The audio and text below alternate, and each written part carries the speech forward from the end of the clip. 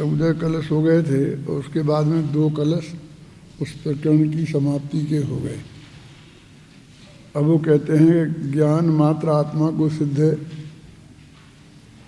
कर दिया, फिर भी कुछ प्रश्नोत्तरों के माध्यम से वो ज्ञान मात्र आत्मा अनंत शक्तियों से संपन्न है, इस बात को बताते हैं।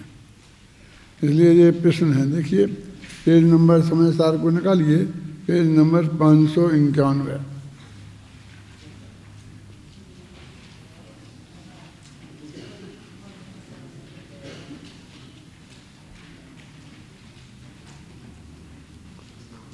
ये देखो आप, ननु ननु ननु 3 बार ननु ननु है, देखा। ननु माने न्याय शास्त्र में शंका होती है ना, मतलब 3 बार प्रश्नोत्तर करके बात को उन्होंने समझाया है। अपने सरलता के लिए हिंदी में ही पढ़ते हैं। प्रश्न, अनेकांतात्मक होने पर भी यहाँ आत्मा को ज्ञान मात्र क्यों कहा गया है? क्योंकि ज्ञान मात्र कहने से तो ज्ञान को छोड़कर अन्य धर्मों और गुणों का निषेध समझा जाता है। तो ज्ञान के साथ में मात्र शब्द लगाया ना, तो मात्र शब्द को लोक में निषेधवाचक माना जाता है। इस अर्थ में जैसे कि इतने लोगों का यहाँ पर मात्र इतने लोगों का प्रवेश है, तो मात्र लगा दिया तो उसका मतलब बाकी किसी का भी प्रवेश नहीं है। तो इसलिए इससे ऐसा लगता है कि ज्ञान, दर्शन, शास्त्र, सुख, चारित्र, वीर जो अनंत गुण हैं और उनकी अनंत अनंत निर्मल पर्याय हैं, उनका निषेध हो जाता है। इसलिए ज्ञान के साथ में मात्र शब्द क्यों लगाया? कहते अनेकांतात्मक होने पर भी, आत्मा जब अनंत गुणात्मक है, अनंत धर्मात्मक है, तो आत्मा को ज्ञान मात्र क्यों कहा गया है? क्योंकि ज्ञान मात्र कहने से तो ज्ञान को छोड़कर अन्य धर्मों गुणों का निषेध समझा जाता है। लोक में जो सीधा सच्चा अर्थ है उसके हिसाब से यही समझाता है कि आत्मा में ज्ञान है, सुख नहीं है, वीर नहीं है, ये चीज़ें नहीं हैं। उत्तर, लक्षण की प्रसिद्धि के द्वारा लक्ष्य की प्रसिद्धि सिद्धि करने के लिए यहाँ आत्मा को ज्ञान मात्र कहा जा रहा है। कहते कोई भी वस्तु को प्रसिद्ध करना हो, प्रसिद्ध का मतलब ज्ञान का गेय बनाना हो, जानना हो। प्रसिद्धि जैसे आता है आत्मख्याति, तो मैंने आत्मा की प्रसिद्धि। तो जो आत्मख्याति नाम की जो टीका है वो किसकी क्या है? ख्याति माने प्रसिद्धि, तो दुनिया में नहीं, अपने ज्ञान में अपना भगवान आत्मा आना, उसका नाम आत्मख्याति है ना। मैंने जगत की प्रसिद्धि का मतलब नहीं है। तो कहते हैं कि यहाँ हमें लक्षण की प्रसिद्धि के द्वारा लक्ष्य की प्रसिद्धि, लक्षण है ना, ज्ञान, ज्ञान लक्षण है, तो उसके द्वारा जो लक्ष्य माने भगवान आत्मा, आत्मा लक्ष्य है जहाँ तक हमें पहुँचना है। अनंत गुणात्मक आत्मा को समझना है और ज्ञान के माध्यम से समझना है। तो ज्ञान है लक्षण और आत्मा है लक्ष्य। ये थोड़ा बहुत न्याय जीव का पढ़ी होगी जिन विद्यार्थियों ने, लगभग वो तो पहले ही साल पढ़ा दी जाती है ना, तो लगभग सभी लोगों ने पढ़ी होगी। नहीं तो जैन सिद्धांत प्रवेश का तो पढ़ी ही होगी। उसमें भी ये लक्षणों की तो परिभाषा तो आती है ना, अतिव्याप्ति अव्याप्ति से रहे जो लक्षण होते हैं।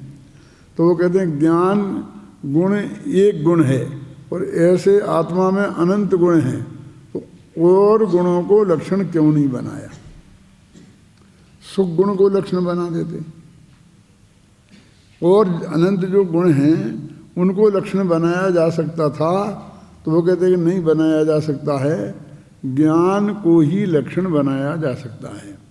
यानी ये जब हम लक्षण बनाते हैं तो उस वक्त इस बात को नहीं देखा जाता है कि कौन चीज़ कितने ज़्यादा महत्व की है। यद्यपि आत्मा में अनंत गुणों में ज्ञान गुण सबसे महिमावंत गुण है, फिर भी ना भी होता तो भी उसे लक्षण बनाया जा सकता था। जैसे गाय का लक्षण जो उसके गले में झालर लटकती है उसको बनाया जाता है, जो किसी काम की नहीं है। गाय के भी किसी काम की नहीं है, क्योंकि गाय को कहीं झाड़ी माड़ी में मुँह डाले तो वो उसमें कांटे छिद जाते हैं, उसे तकलीफ भी पैदा करते हैं। बकरी के गले में ऐसे दो वो लटकते रहते हैं, उनको लक्षण बनाया जाता है और उन्हें गलस्तन बोलते हैं, गले में लटकने वाले स्तन।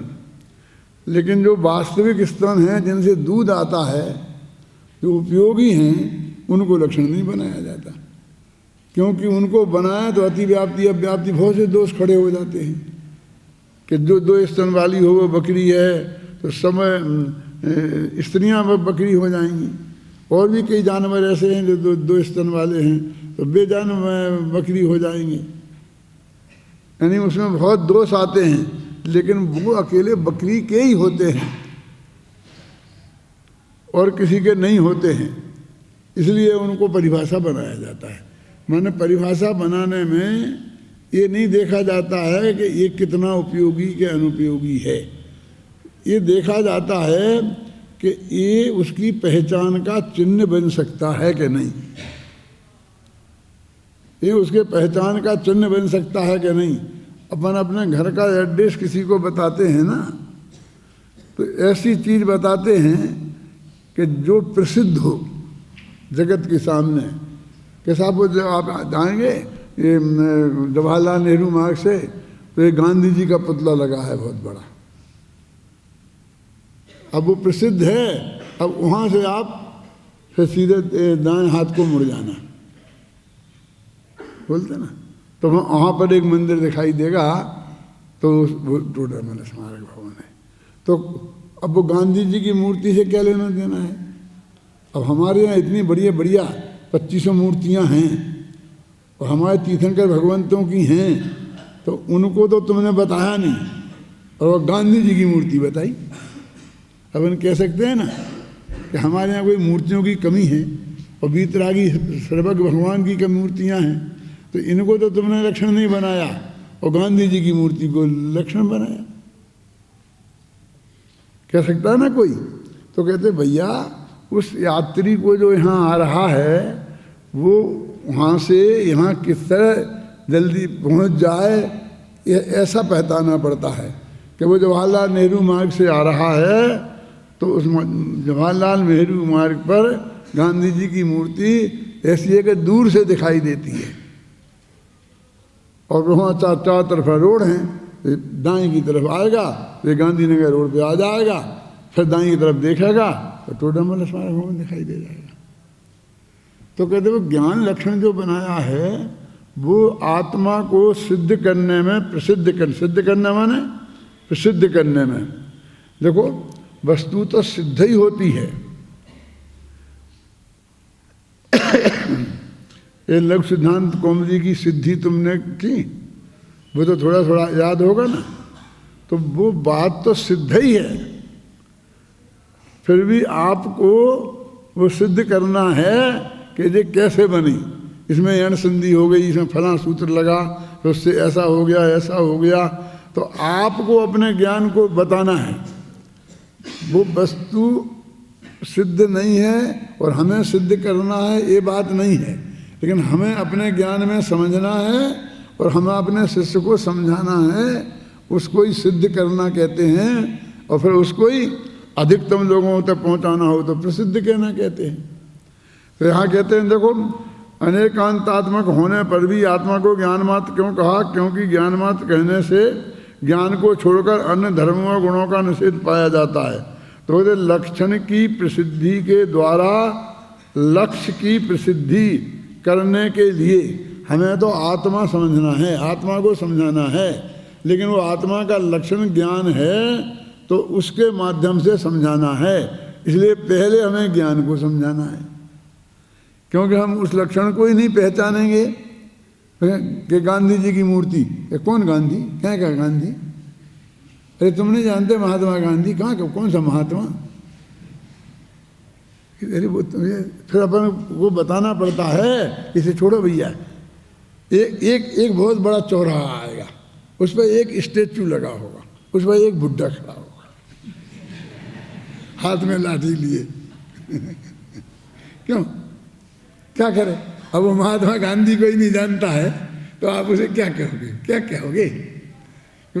इस चौराहे को समझाना हो तो आप क्या कहोगे फिर उसे? तो इसलिए कहते हैं पहले हमें ज्ञान का स्वरूप समझाना है और फिर ज्ञान के माध्यम से आत्मा का स्वरूप समझाना है। इसलिए क्योंकि आत्मा को हमने ज्ञान मात्र कहा, क्योंकि वो भगवान आत्मा ज्ञान लक्षण से पहचाना जाता है। अब पहचान लिया तो फिर तो उसमें जो कुछ है सो है ही, अनंत गुण है तो अनंत गुण है।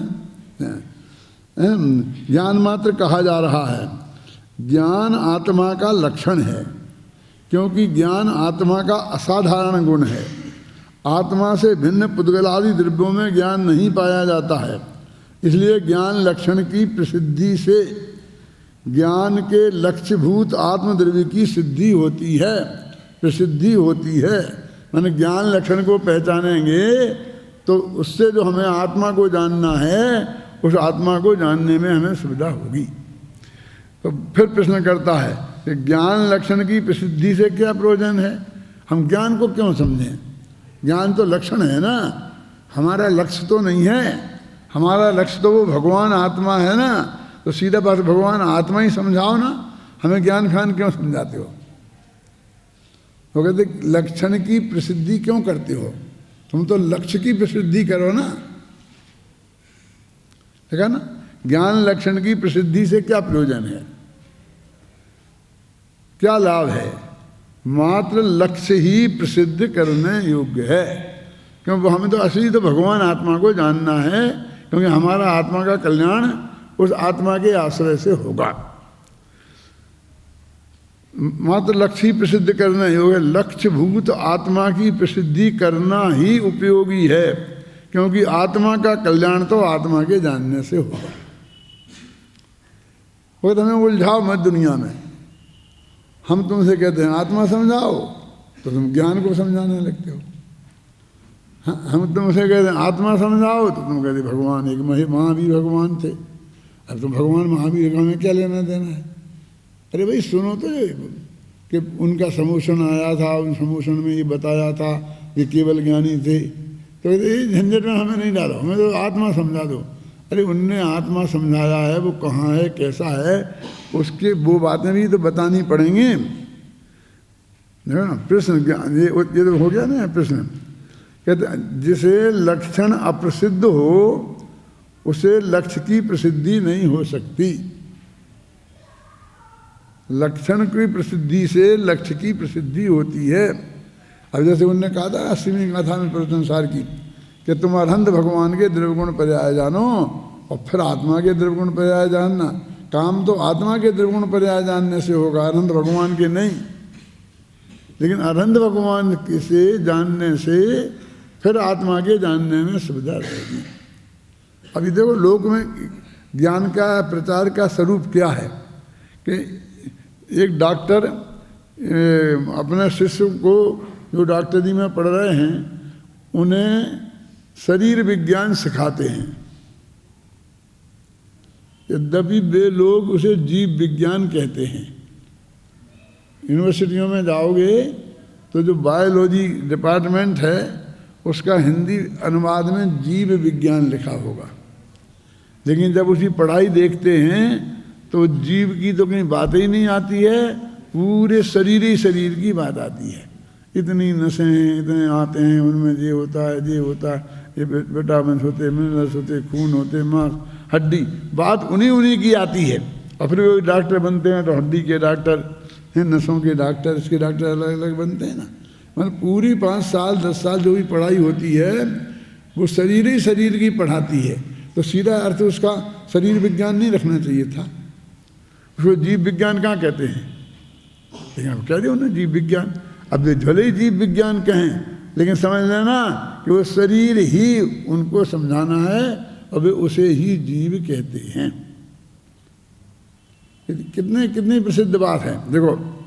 तो कहते हैं अब हम उसे वो जीव कहेंगे और हम नहीं मानेंगे तो कैसे काम चलेगा।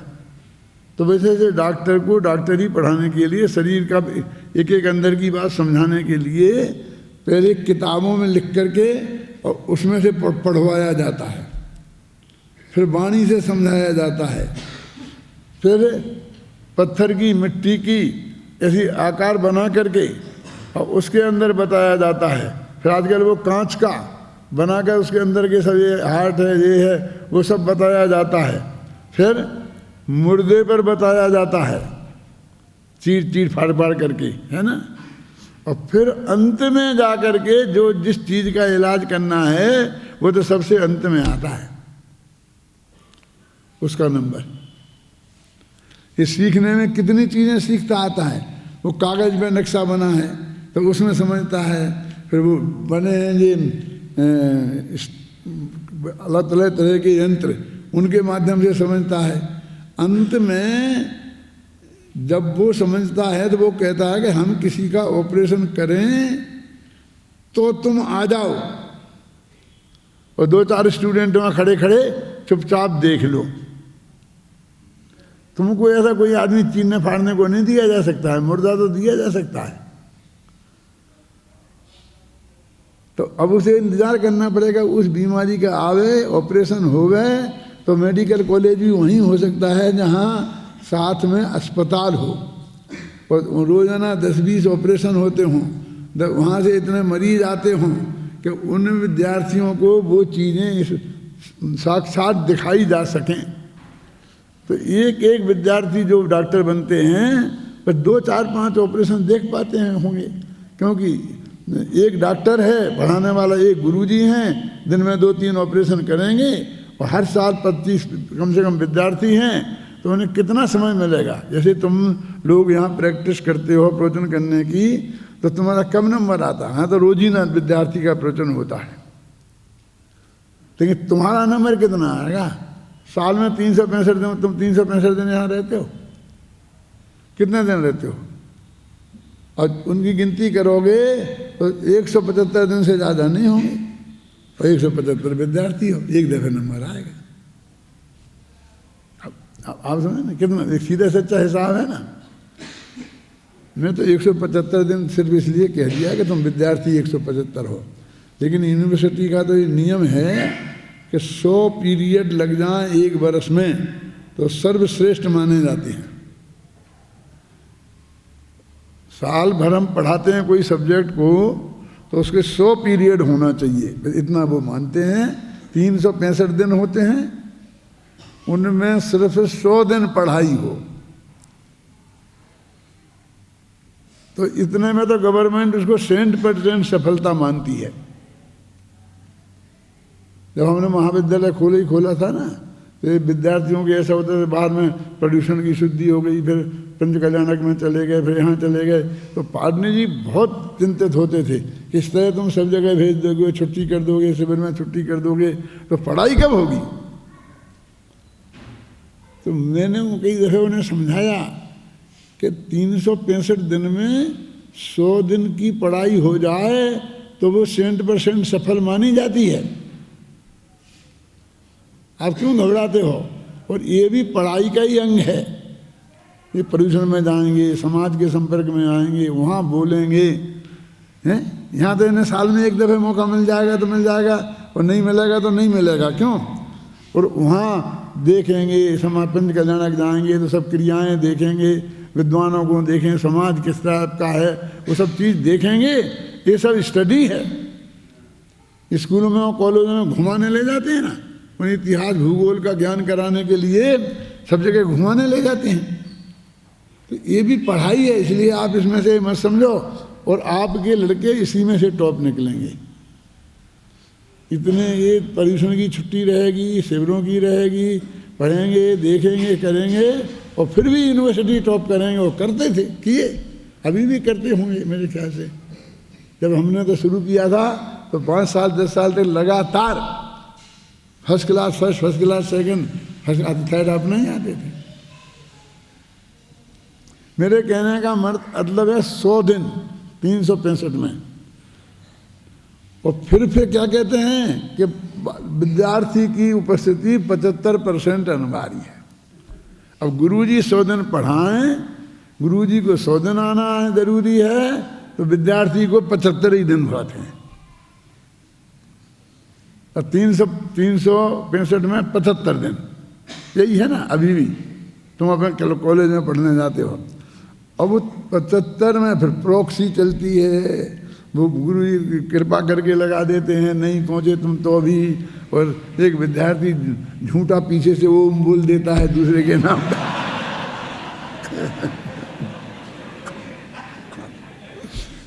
और कितने कितने वो पढ़ते हैं, तो ऐसे कितना सिर्फ 15-25 दिन ही असली तुम पढ़ाई पढ़ते हो, है ना। तो फिर तुम ऐसे टॉप के विद्वान बन जाते हो कि वस्तु के स्वरूप में ये बात पड़ी हुई है। वो भक्ति में लोग आए और पाटनी जी पहुंच गए 1-2 दिन, तो ये नहीं, यहाँ तो अपने तो 100 विद्यार्थी हैं, जब 100 थे 100 विद्यार्थी हैं, और यहाँ तो 50 ही दिख रहे। अरे मैं 50 दिख रहे तो बहुत दिख रहे।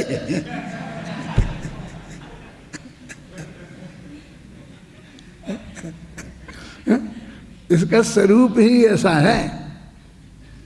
अभी कितनी मेहनत करते हैं, वो अनेकांत लग रहा है, सोनू लग रहे हैं, फिर उसके शांति लग रहे हैं, फिर अन्ना जी पीछे पड़ते हैं, फिर कभी कभी मैं भी बोलता हूँ। लेकिन तुम सुबह के प्रवचन में होता है 6:30 बजे, कितने लोग आते हो? मैंने कई दफ़े देखा है कि जब तुम वो पाठ करते हो ना गाथाओं का, तब अकेले पाठ करने वाले ही होते हैं बहुत। हमें बुद्धू बनाते हो क्योंकि हम घर में सुनते हैं, तो हम समझते हैं खचाखच हॉल भरा है तो बढ़िया गाथा पाठ चल रहा है। गाथा पाठ शुरू हो गया, जल्दी चलो जल्दी चलो। हम वहाँ घबराने लगते हैं, यहाँ हॉल में आगे देखते हैं तो आधा हॉल नहीं दिखता है। हम आज 15 मिनट लेट आए तब भी आधा हॉल था। तो बंद कर दें प्रवचन, बोलो क्या करें? अरे ऐसे ही स्वरूप है। हमारे वहाँ हम पढ़ते थे तो राजवार्ते के 4 अध्याय पढ़ाए और बाकी 6 अध्याय पढ़ाए ही नहीं, कोर्स में ही नहीं थे, वही पढ़े। तो क्यों हो गया राजवार्ते? हमने राजवार्ते की स्टाइल समझ ली, कैसे अकलिंग देव लिखते हैं, कैसे वृत्ति है, कैसे वार्तिक हैं, कैसे भाष्य हैं, वो किसी सूत्र की किस तरह परिभाषा करते हैं, कैसी बहस करते हैं, यहाँ चा क्यों आ गया, पीछे क्यों नहीं आया, इस सूत्र को पीछे से आगे क्यों रख दिया, वो सब स्टाइल समझ ली। अब बाकी के 6 अध्याय खुद ही पढ़ लेंगे। होता है ऐसा। और फिर वो पूरे राजवार्तिक कई विद्वान हो जाता है, बराबर राज लिखेगा तो राजवार्तिक को कोट करेगा, बोलेगा तो राजवार्तिक को कोट करेगा। मेरे कहने का मतलब ये है कि कोर्स में बहुत लिमिटेड होता है और जनागम तो अगाध है। ऐसी दुनिया की जो जैसे हिंदी साहित्य है, संस्कृत साहित्य है, अंग्रेजी साहित्य है, तो बहुत अगाध है। यहाँ कोर्स में तो 1-2 किताबें पढ़ाई जाएंगी। उपन्यास कितने होंगे? कम से कम 1 लाख उपन्यास होंगे। तुम्हें एक उपन्यास पढ़ा दिया कोर्स में, गोदान पढ़ा दिया प्रेमचंद का, कोई पढ़ा दिया, 1-2 कहानी पढ़ा दी, और इतने में तुम उपन्यास के विद्वान हो गए, कहानी के विद्वान हो गए, और हो जाते हैं।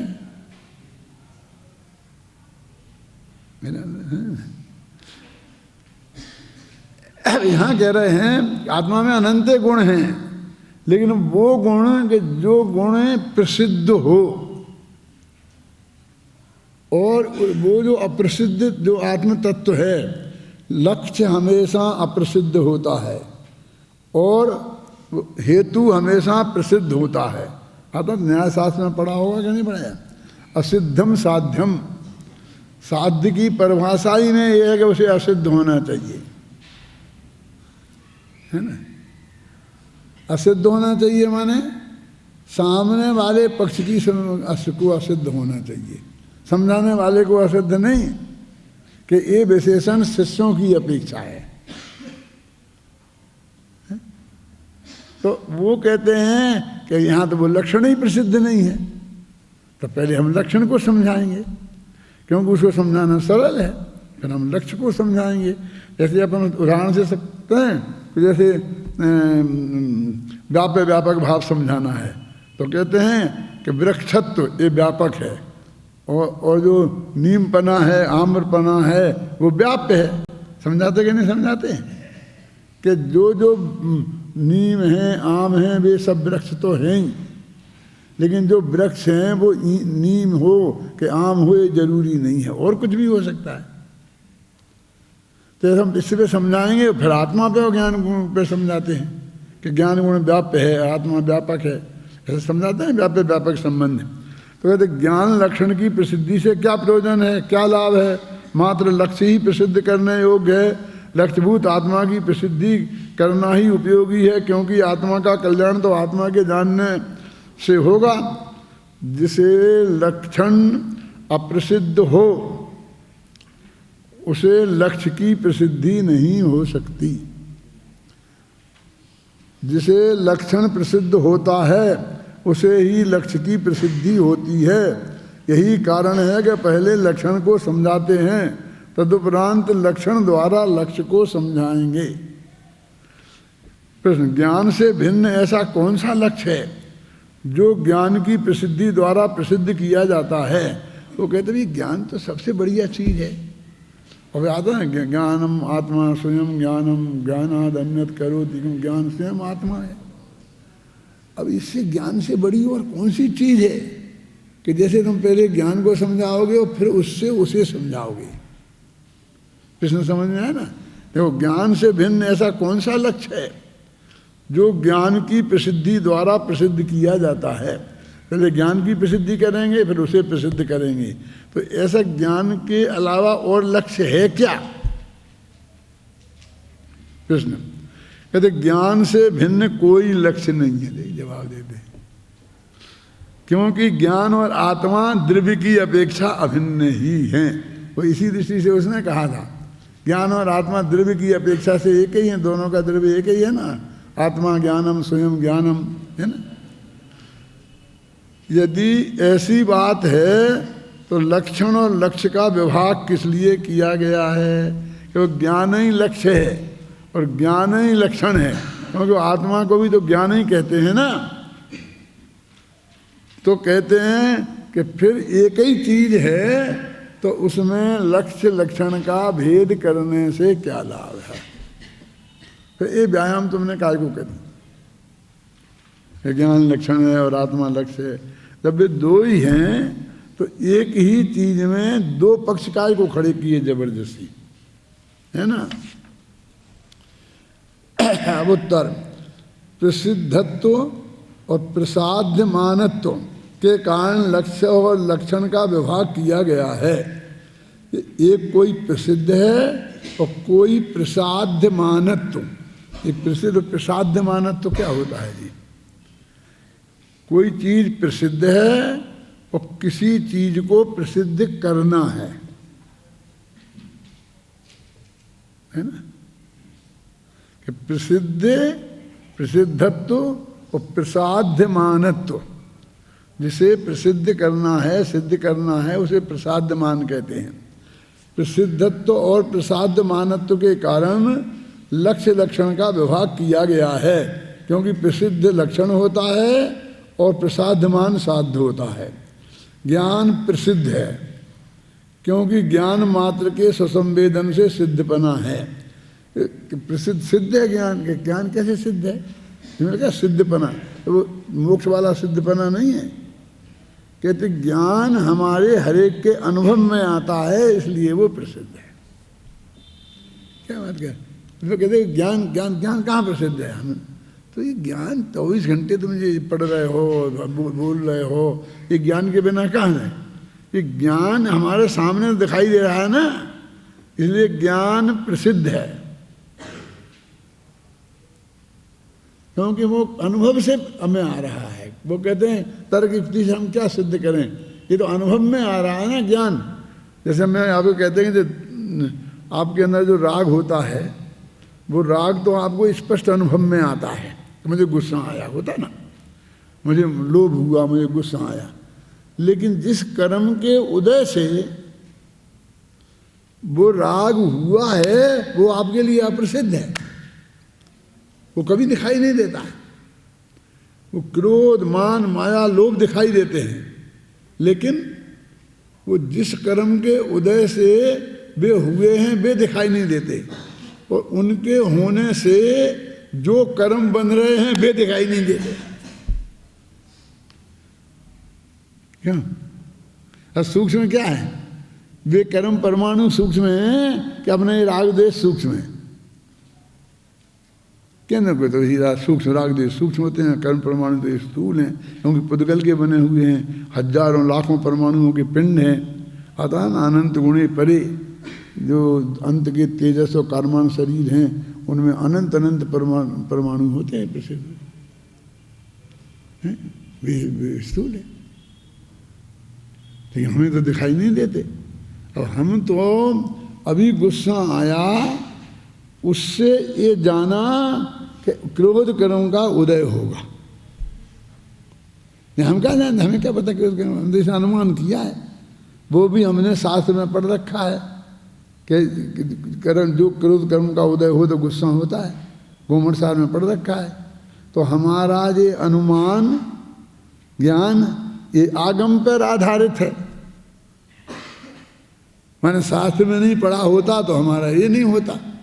तो आगमाश्रित बोलते हैं कि ये तुम्हारा हेतु आगमाश्रित है। तुमने शास्त्र में पढ़ रखा है कि जब जब लोभ आदि क्रोध आदि कषाएं होती हैं तब ऐसे क्रोध नाम का कर्म लोभ नाम का कर्म उनका उदय होता है तभी होती हैं। फिर उससे हमने अनुमान लगाया, तो ये तो सब अनुमान की बातें हो गई ना। हमें साक्षात तो कर्म तब भी दिखने वाला नहीं है, और राग साक्षात दिखने वाला है। गुस्सा आता है तो हमको स्वयं का गुस्सा ख्याल में आता है कि नहीं आता है, अनुभव में आता है। अब वो कहते उससे जो कर्म बनेंगे वो भी शास्त्र में लिखे हैं कि ऐसे ऐसा गुस्सा के ऐसे रागवादी भाव होते हैं तो उनसे ऐसे ऐसे कर्म बनते हैं। अब वे दोनों निमित्त हैं, वो पुराने कर्म का उदय वो भी निमित्त है, और नए कर्म जो बनेंगे उनमें ये राग निमित्त है। ये निमित्त निमित्त एक संबंध है, इसलिए जो एक द्रव्य से दूसरे द्रव्य में लग रहा है, और आत्मा तो एक द्रव्य दूसरे द्रव्य का कोई करता है ही नहीं कोई द्रव्य, इसलिए ये कुछ मतलब ही नहीं है। तो अभी तो हमें कर्म के सूक्ष्म है कि राग सूक्ष्म है, मैंने द्रव्य कर्म सूक्ष्म है कि भाव कर्म सूक्ष्म है। तो आत्मा कैसे कहते हुए ज्ञान तो अनुभव में आता है, ज्ञान तो हमें स्पष्ट ख्याल में आता है ना, हर एक को हम इतना जानते हैं।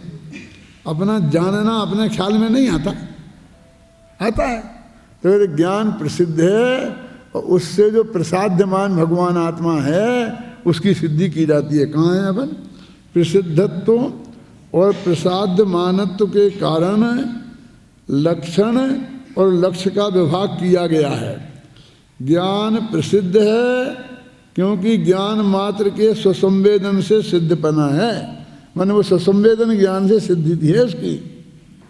अब अगर हमें ज्ञान स्वसंवेदन ज्ञान हो गया तो हमें आत्मा का अनुभव हो गया, सम्यदर्शन होना चाहिए। अरे भैया वो सम्यदर्शन की बात है, जरा फिर अलग है वो। तो उसमें वो जो त्रिकाली जो भगवान आत्मा तक तुम पहुँचोगे ना, तो उसमें जो अपनापन पूर्वक अपनेपन की अनुभूति होगी अनुभव ज्ञान में, तब वो सम्यदर्शन होगा। और बाकी का अनुभव होता ही नहीं क्या? हमें कहते वो तो अनुभवी विद्वान है, तो बाकी के कोई अनुभवी नहीं है। अरे कोई विषय कसाय के अनुभवी हैं, कोई इसके अनुभवी हैं, कोई उसी के अनुभवी हैं, कोई धंधे पानी के अनुभवी हैं। अनुभवी तो लाख तरह के होते हैं। अभी जब वो कहते कोई अनुभवी नहीं है विद्वान, तो वो आत्मा के अनुभव की अपेक्षा कह देते कोई अनुभवी नहीं है। वैसे तो अनुभवी सब हैं। जब मैं तुम्हारी उम्र से भी छोटी उम्र का था तो भीलवाड़ा प्रवचन करने गया था। तो भीलवाड़ा में प्रवचन करता था, तो मैं वहाँ पर ये समझा रहा था 6 डाला का कि भाई ज्ञान समान न आन जगत में सुख को कारण, मैंने ज्ञान की महिमा बता रहा था। और साथ में ये धन संपत्ति कोई चीज़ नहीं है, तो वो छंद पढ़ रहा था। धन समाज गजराज बाज तो काज न आवे, और ज्ञान आपको रूप भयो निज अचल रहावे। तो ये करीब 15-20 मिनट तक चलता रहा। तो एक सेठ थे वहाँ, उनका नाम था गोरीलाल जी अजमेरा। अब उनके बाल बच्चे अभी सब हैं, वे तो मतलब मेरे दादाजी से भी बड़ी उम्र के थे। मैं तो था 17-18 वर्ष का, और वे होंगे 70-78 वर्ष के। तो उन्हें 3 पीढ़ियाँ उनकी वहीं बैठी थी, बेटे और बेटों के बेटे। यहाँ जो साहेबलाल जी अजमेरा थे ना, उनके भी चाचा थे भाई, वे भी रिटायर्ड हो गए साहेबलाल जी अजमेरा, और ऑफिसर थे बहुत बड़े वित्त विभाग में। तो वे बोले 8 घंटा हो गया पंडितों की प्रशंसा और सेठियों की को गालियां दे रहे। कहते पंडित हैं बड़ी सभा में कि सेठियों को गालियां दे रहे और पंडितों की प्रशंसा कर रहे। मैंने कहा भैया मैंने किसी सेठियों को गाली नहीं दी, मैंने किसी पंडित की प्रशंसा नहीं की, ये छेडाला में ज्ञान की प्रशंसा की है तो मैंने वो बताई है। और धन समाज ये किसी काम नहीं आते हैं, ये इनकी निरर्थकता बताई है। क्यों? तो ये बताई है, इसमें सेठ और पंडित कहाँ से आ गए? और कोई अपने यहाँ जैन समाज में सेठ और पंडित बटे बटाए हैं क्या? क्यों? क्या सेठ पंडित नहीं हो सकते? वे विद्वान नहीं बन सकते? वे पढ़ लिख के विद्वान नहीं बन सकते? क्या पंडित भाग्य के उदय से सेठ नहीं बन सकते? और दोनों ही बातें हमने होती हुई देखी हैं, इसलिए ऐसा बंटवारा क्यों करते हो कि पंडितों और सेठों की बात है, लेकिन धन की और ज्ञान की तो बात है ही। ये बात तो पक्की है। जब मैं ऐसा समझाने लग गया तो उनको और ज़्यादा अपमान अनुभव हुआ। तो कहने लगे दादा तुम जैसे हमारे पोते खेलते हैं, हम अनुभवी आदमी हैं, तुमने वे दुनिया क्या देखी है ना? ऐसा बोलने लग गए। अपन ने उन्हें जवाब दिया कि सेठ जी अनुभव किसे कहते हैं पता आपको?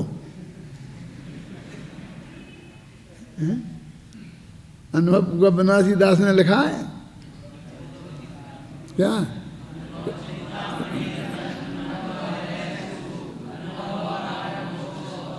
ये तो अनुभव की महिमा है, अनुभव की परिभाषा नहीं है ये। हाँ, ये दुआ मैंने उस वक्त वो सभा में सुनाया था। वो कौन था? सन 54। मेरा 35 का जन्म है तो मैं 18-19 वर्ष का था। सन 53-54 था। 54 समझते हैं ना? 54 तब की घटना है जे पर्यूषण के पर्व की। तो मैंने कहा अनुभव तो इसको बोलते हैं कि तुम्हें अनुभव होगा तो विषय कसाय का होगा। एक ग्राहकों को लूटने का होगा, धंधे पानी का होगा। काय का है बोलो? काय का अनुभव है तुम्हें? कहते तुमने व्यापार धंधा किया है तो तुम उसके अनुभवी हो, कह सकते हो। और क्या 5 इंद्रियों के विषयों में लगे हो तो उसके अनुभवी है? तो इसलिए मैंने उनसे कहा तो भैया कितना हो हल्ला मचा हुआ है, और वे सभा इतनी डिस्टर्ब हो गई कि मैं तो रोने लग गया। सब लोग कहने लगे वो सभा खत्म हो गई। क्या स्वरूप? मेरा मतलब कहने का अर्थ ये है कि जगत का स्वरूप ऐसा ही है, कि वो अभी वो क्या समझते हैं? ये बच्चा हम पैजामा पहने और एक हाफ वो बुशर्ट वगैरह पहनते हैं ना, वो जहाँ उस जमाने में जैसी होती थी वैसी वो पहने। और वो परिवर्तन गए तो उनको तो ये वो छोकरे बेसब पगड़ी मगड़ी गाने बढ़िया सेठिया एकदम झकाझक देखें तो वे अपने को कितना महान समझें और ऐसे सामने वालों को न मालूम कितना तुच्छ समझें। ऐसी पोजीशन थी। देखो कहाँ था अपना कैसे तो साध्य मानत्व के कारण विभाग किया गया है। ज्ञान प्रसिद्ध है क्योंकि ज्ञान मात्र के स्वसंवेदन से सिद्धपना है। अब ज्ञान कैसे प्रसिद्ध है? हमें तो पता है, हमने तो आज तक ज्ञान को देखा ही नहीं। अरे तुम 24 घंटा उसका अनुभव कर रहे हो सारे काम उससे ही तो कर रहे हो, है ना। कोई चीज़ उठा रहे हो, रख रहे हो, एक खाना खाते हो तो एक चीज़ उठा के खा लेते हो, और ये कंकड़ दिखाई दे देता है तो उसे फेंक देते हो। ये बिना ज्ञान के हो सकता है? एक चिड़िया है, एक दाना उठाती है तो उसे खा लेती है, और कंकड़ आ जाए तो उसे फेंक देती है। वो भी जानती है ये अनाज है और ये कंकड़ है, ऐसा ऐसा नहीं, शब्द नहीं जानती वो। लेकिन ये भक्ष है और ये अभक्ष है। वो ऐसा अभक्ष नहीं जानती हो कि इसमें अनंत जीव हैं, लेकिन खाने योग्य नहीं है। तो ये खाने योग्य है, ये ज्ञान है उसे कि नहीं है? अपने अनुभव से ज्ञान का सिद्धपना है। सभी प्राणियों को स्वसंवेदन रूप अनुभव में आता है। प्रति समय देखो, इस प्रसिद्ध ज्ञान लक्षण से उसके साथ अविनाभावी रूप से रहने वाला अनंत धर्मों के समूह रूप आत्मा प्रसाद्यमान है। एक ज्ञान नाम के लक्षण से, ज्ञान नाम के गुण के लक्षण से वो अनंत गुण वाला जो भगवान आत्मा है वो प्रसाद्यमान, मन सिद्ध करना साध्य है। इसलिए ज्ञान मात्र से अचलित स्थापित दृष्टि के द्वारा कुछ कृम और अकृम रूप से प्रवर्तमान, कृम रूप से प्रवर्तमान पर्यायें और अक्रम रूप से प्रवर्तमान गुण, उस ज्ञान के साथ अविनाभावी रूप से रहने वाला अनंत धर्मों के समुदाय रूप जो भी लक्षित होता है, पहचाना जाता है, वह सब वास्तविक आत्मा है। यही कारण है कि यहाँ आत्मा को ज्ञान कहा गया है। अब फिर इसमें प्रश्न आएगा, फिर कल करेंगे उसकी चर्चा।